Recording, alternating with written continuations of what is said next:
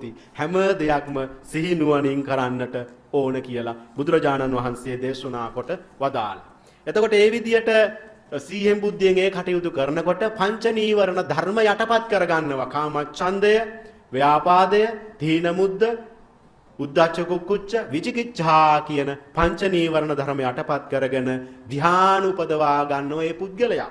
ප්‍රථම ධ්‍යානය, ဒုတိ ධ්‍යානය, තෘතිය ධ්‍යානය, චතුර්ථ ධ්‍යානය කියන රූපාවචර අරූපාවචර ධ්‍යාන උපදවාගෙන ඒ පුද්ගලයා පින්වතුනි ඊට පස්සේ මොකද්ද උපදවා ගන්නෙ? ත්‍රිවිද්‍යා, පුබ්බේ නිවාසානුස්සති ඥානය, චුතූපපාත ඥානය, ආසවක්ඛය ආශ්‍රයයන් ක්ෂය කිරීමේ ඥානය උපදවා ගන්නවා. එසේ උපදවාගෙන චතුසත්‍ය අවබෝධ කරගෙන ආශ්‍රව ධර්මයන් ප්‍රහීන කොට මේ උතුම් ගෞතම බුදු සසුනේ අපගේ බුදුරජාණන් වහන්සේ ඔබ අප සියලුම දෙනාටම දේශනා කොට වදාළ සසර කතරෙන් එතර වන උතුම් නිවන් මඟට